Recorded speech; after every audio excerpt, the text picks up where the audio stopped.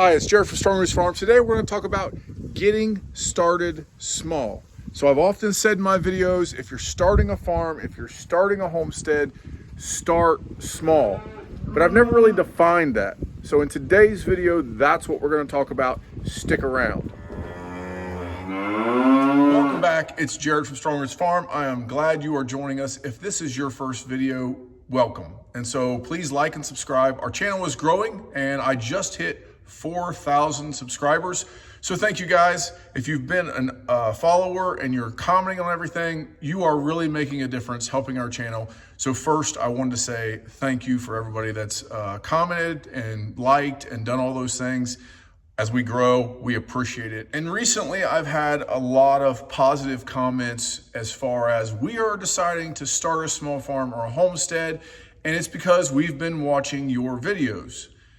And that makes me a little anxious because I don't want somebody to, in 5 years from now, not be able to go on vacation and be broke and say it's because I listened to this dummy on YouTube. If you've watched our videos very long, I try to be very honest. I don't take money from people to sway my point of view. I give you the pros and the cons and the bad and the ugly, I say, with every one of my videos. And so this game, this homestead lifestyle, this farming lifestyle, it is definitely not for everyone. And it is definitely not a huge money maker. And so I'm saying that up front for this video because today we're going to talk about, as you start small, you take this piece of advice from me, start your farm small, start your homestead, start off small and naturally grow. And I say that over and over in my videos, but I've never really defined what that means. And so what is starting small? When I say that to one person to another, their views are very different. And so today I'm gonna talk to you about that and kind of give you the limitations and why I think you should start in a certain way. Let's get to these numbers. All right, first we're gonna go through animals, and then we'll get to the land and the buildings and all those kind of things.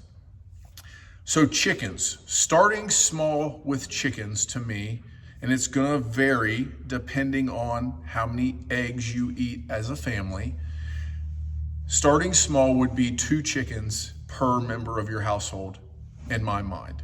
3 to 4 if you eat a lot of eggs. For instance, I eat 3 eggs as well, my wife does, every morning. So every morning we eat a half a dozen eggs ourselves. Some mornings, I have 3 boys, 14, 11, and 9.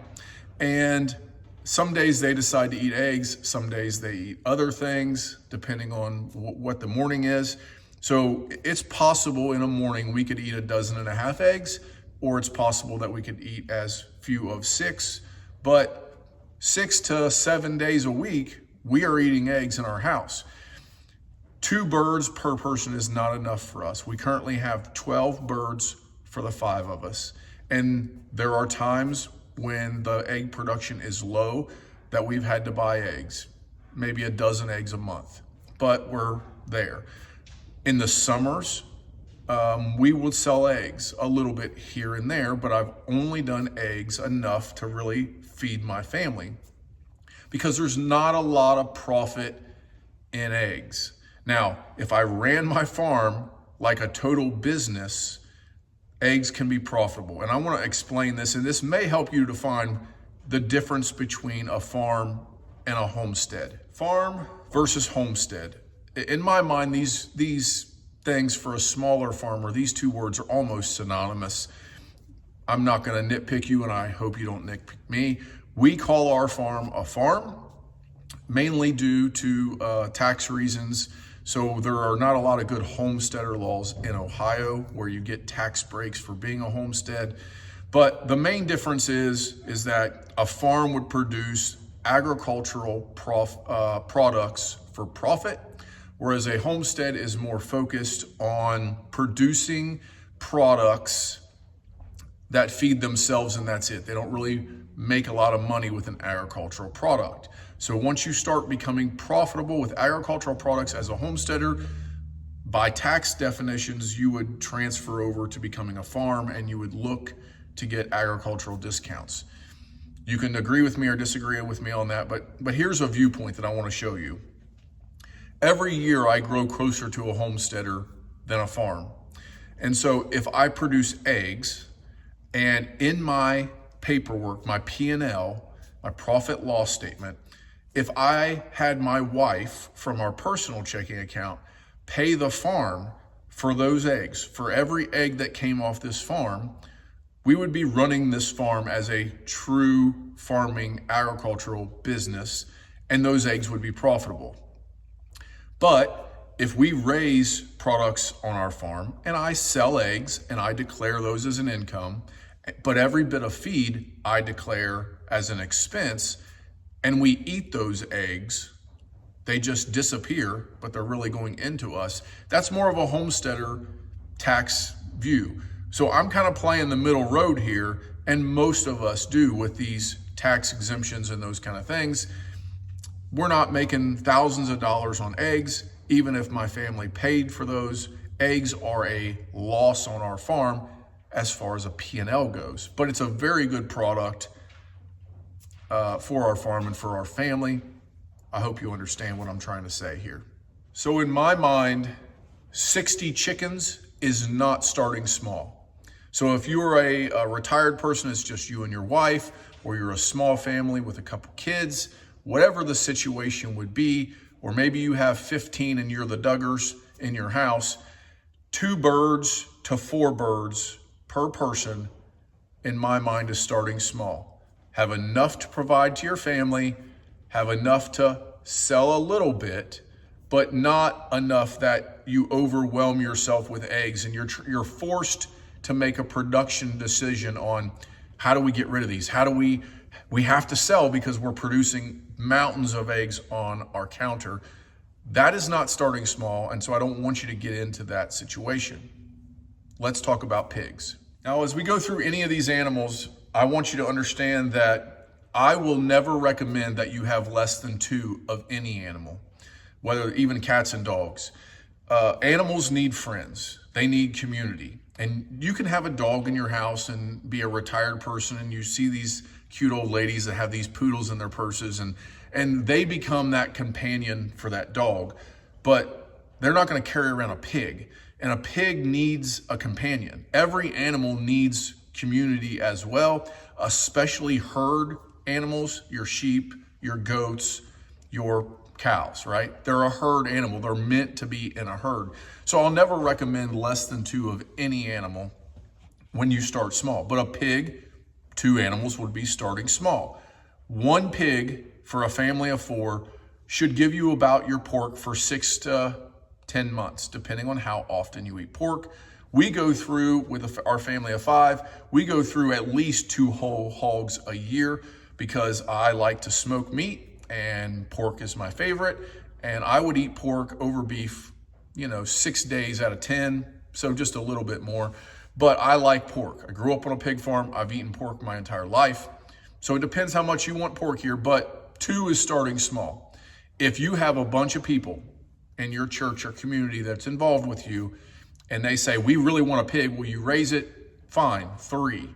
But no more than 2 or 3 is starting small. Learn your lessons for those first couple and then grow with it. What about cattle? So 2 would be starting small. You shouldn't have less than 2. I have had bad luck only having 1 or 2 cows. Now, I'm not saying at any point in this video that this can't be done, that you can't have 1 chicken, 1 pig, 1 anything. I'm just telling you they're herd style animals. If you have 1 or 2 cows, what I have seen happen to people that only have 1 or 2, that there are other cattle in earshot. So within a half mile, those cows will hear that and they desire to be a part of a herd. There's more likely that they'll try to go.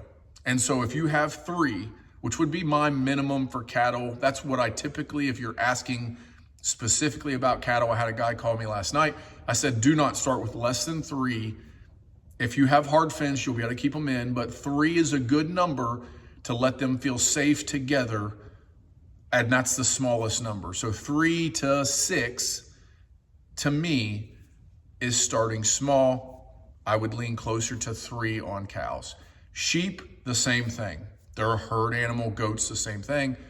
2 to 3, 4, that's starting small. not half of your production. I've said this in other videos. If you have a certain amount of acreage and the farmer next door can have 1 cow per acre, stock at half. That's starting small. I kind of influenced somebody that they thought, okay, well, I have 50 acres, so I should start with 25 cows. No, that is not starting small. That's a bunch of money out and you don't know what you're doing yet. So starting small, 3 animals on cattle. Okay, you're gonna buy a place. What is starting small on land? This is where I wouldn't limit yourself. So starting small on land depends about your finances. Land is hard to get in one lump sum. So if there's a 10-acre plot here and you think, well, that's starting small, you're right, it is. But if you wanted to grow, it's harder to buy those parcels around you versus there's a 30-acre parcel over here that we can afford. You only have to use 10 acres of it to start and start small. But having the land up front versus growing, I would not limit yourself on that. Leasing is better than buying when you're starting. And I will not argue that with people, but as I'm consulting with people, I have been telling them a home base where you can keep the animals over winter next to your house, have your barns and all that kind of stuff at your house where you live. My wife tells me all the time, she doesn't mind that I work the way I work if she can see me working. She knows at any time she can come out here and talk to me. But when I was doing excavating jobs and I would be there till midnight and I was away from the house, that's where she got lonely. But for some reason, working out here on the farm, even though I'm not talking to her, she doesn't feel lonely because she can see me. So maybe this is just me and my marriage, but I like a home base, buying a home base where we can work in the winter, work during the main part of the day, and then leasing land around you is better for a business, but it's harder to get land. If you want to grow and buy and give land to your children, upfront land, don't limit yourself, but it has to be limited to your finances. Understand that. What about structures though? So if you've watched my videos very long, I've always said perimeter fence, get your perimeter put in fence. That's just part of my advice. You don't have to do your whole perimeter. If you say half my farm, half my piece of land is wooded and half is pasture, you could fence just the pasture, but the cows are only going to be in that pasture. Eventually, you're going to want to have the perimeter of your land fenced in, or anywhere that animals would ever be. That square needs to, or whatever shape it is, needs to be fenced in hard, in my opinion. And then you can rotational graze through that, put water in. So limiting yourself, I would not limit yourself on that. Get your good perimeter fence in, and that's still starting small. Even if you have a huge piece of land and you're not going to use it all, you could get the perimeter fenced in and use temporary inside, or fence off just that piece that you know for the next decade you're going to use. Same thing with electric and water access and that kind of stuff. You put it where it's at in the beginning. You need water in the beginning.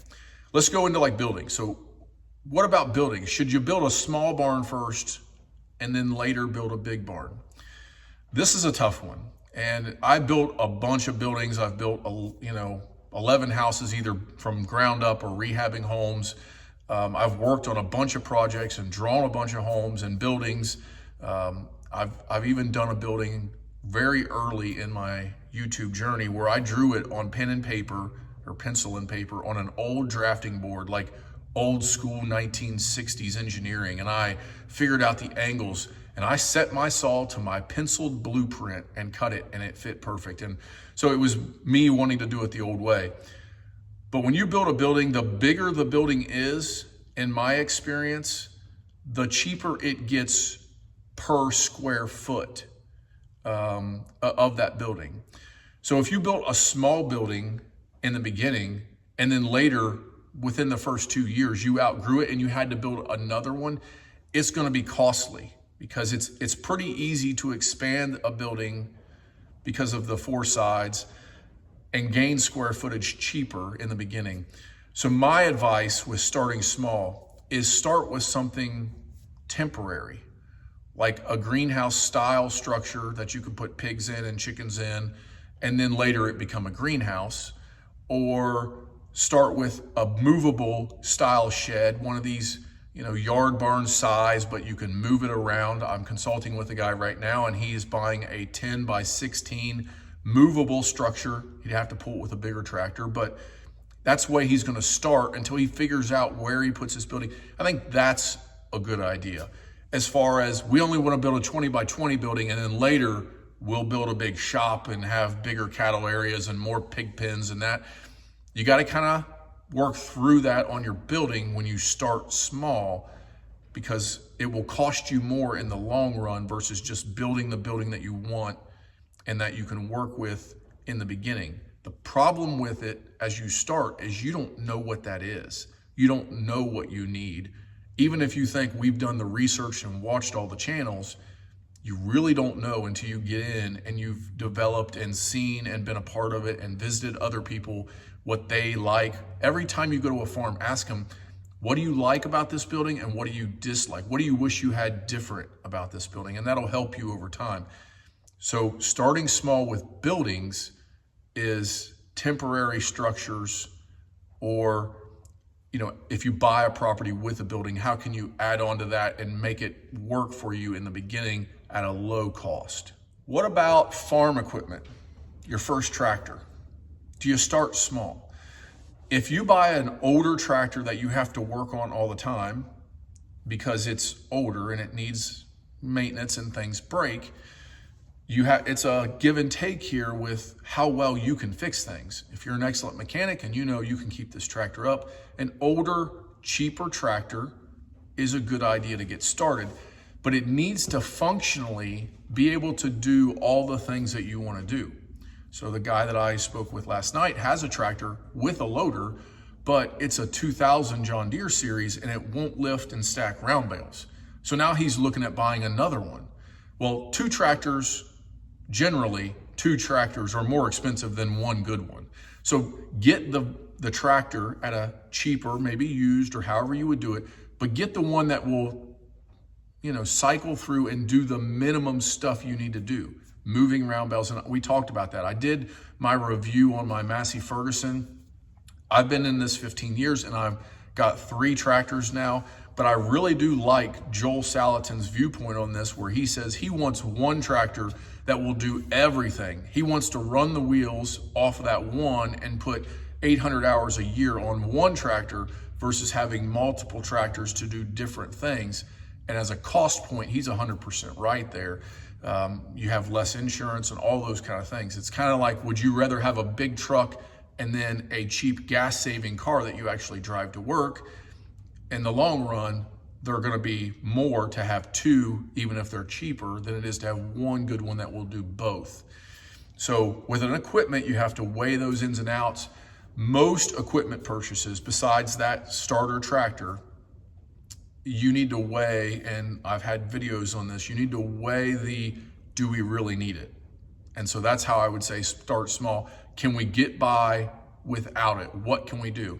For instance, this gentleman last night, he can't stack these round bales, but he can move them on the back. And so I said, well, can you get started and you already have it, so we can't make this decision. Can you get somebody to deliver you hay, or can you get hay from the neighbor and just haul it on the 3-point and put rings around it, or back it into your fence feeder or whatever it would be? Get by with what you have for now until you see if this is going to work starting small, or sell that tractor, clean it up, get it ready, and hopefully upgrade a little bit to where you can actually lift and stack round bales and those kind of things. Same thing with the cattle trailer. So don't buy a cattle trailer. You're only going to be bringing in cows a couple times a year and butchering a couple times a year. Find somebody that you can pay. The average cost for hauling around me is $3 to $3.50 a mile. It's cheaper just to pay somebody to haul those animals for you a few times a year than actually buying the truck and the cattle trailer to be able to move all those things. Now, if you plan on getting big, that's a good thing, but that's a thing, just like my cattle trailer sits there 80% of the time. The last point here is about finances, and I've talked about this a little bit. I don't want to become your financial advisor necessarily, because I don't know you and your situation, and it leaves me up to a lot of criticism from people that are doing things a different way, and that's okay. There's not a cookie cutter answer for this. I just don't want to give you bad advice if you're watching my channel and making decisions on your farm. So financially, I've talked about at least 25% of your finances should remain back as unallocated to handle emergency stuff that you didn't think about. And so when you're looking at, as you start, you have this budget, not talking about the land, but you have animals to buy, equipment to buy, miscellaneous things, and then 25%, let's just put that in a high interest savings for the first year and see how this thing goes. That will kind of help you set your budget. There's a lot of things in this game that you don't realize you need, or you buy ahead of time and then you realize you didn't need it. And so the money can go out very quickly. And so that's why I always advise starting small, which is what today's video is about. All right, so what are some things that I'm seeing on YouTube from other people that are absolutely should not be purchased if you're planning on starting small? So I want to talk about a few of these things. And all of these things I'm going to get criticized for. All of these things could be a good purchase and in a right setting. But if you're planning on starting small, for me, I'm not seeing how these things can be profitable in the starting small method. So the first one, and I would love to have one, but I don't, is a sawmill. So if you have a property with a lot of land and trees, and you could turn that trees into barns, I see the value there. I see why people get into this, and you can then, cut up lumber for other people. But as far as time invested into cutting that wood versus just going and buying it and getting started with actually feeding your family, a sawmill would not be on my I'm going to start small purchase list. An excavator, a skid steer, both great items. Wish I had both, but those mini excavators are very expensive unless you're buying a cheap Chinese one that's not going to do what you want it to do. Or same thing with the skid steers. They're very expensive and they only have a few different things.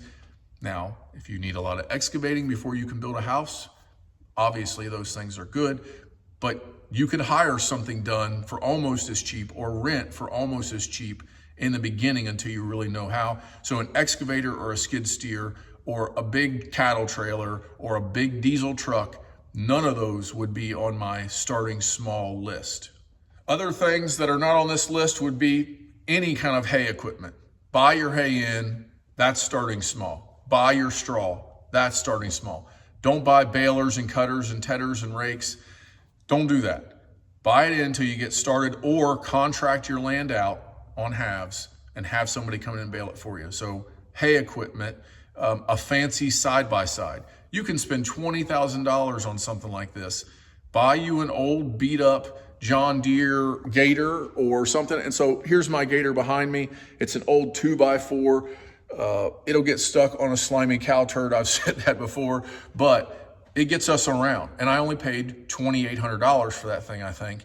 And we've had it about 5 years. Those old ones are pretty simple. The new ones with independent suspension and four-wheel drive and heated cabs, those things are ridiculously high. Do not jump into something like that. That is not starting small.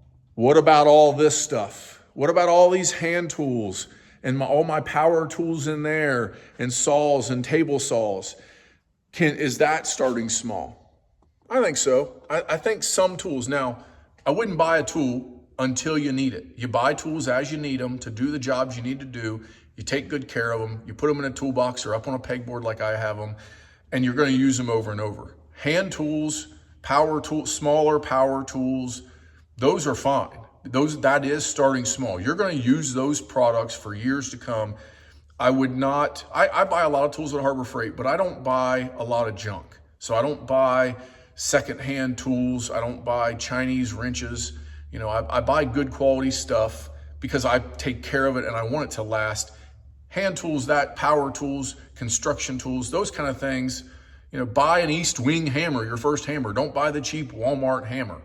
And there's other brands of hammers that are really good. East Wing is just kind of that Cadillac that I always desired as a little kid, and everybody else had one and I had to use the cheap one. And I eventually got myself one. But hand tools, power tools, yes, that is starting small. You can have more tools than you need at some point, but eventually most people, if you have the tool, that's the right thing. And having all this stuff, but there is an overabundance of stuff that you don't use. Don't just buy to have everything. Buy it when you need it for a specific job, then keep it for thereafter. That's kind of starting small in my viewpoint.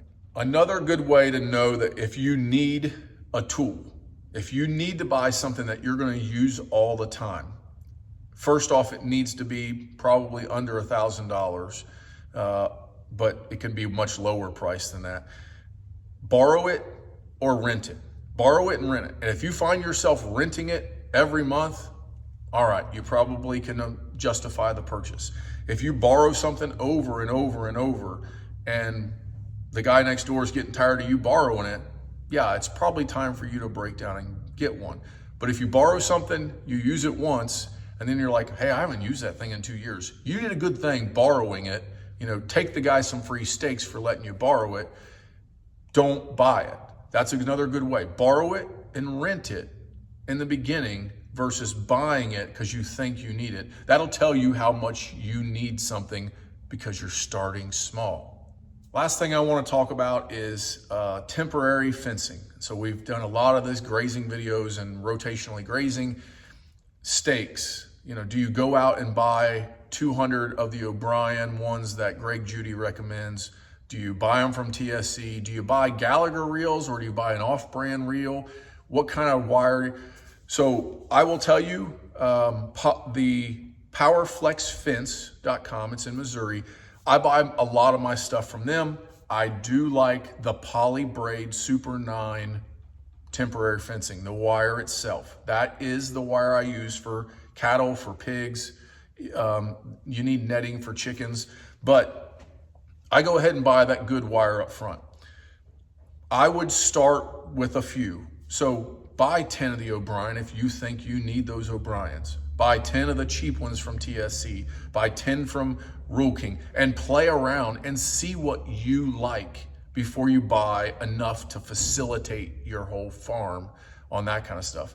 But the Super 9 Poly Braid, I'd go ahead and buy that 1,360 foot roll, I think is what it is, or 1,320. Buy one roll of that, buy 1 or 2 reels, and buy 2 different ones so you can figure out which one you like the most. Buy a Gallagher or the PowerFlex brand, whatever their brand is there, and then buy a cheaper one and see what you like and dislike about them. That's starting small, but test stuff. Don't trust everything somebody is telling you on YouTube. Do a little testing yourself.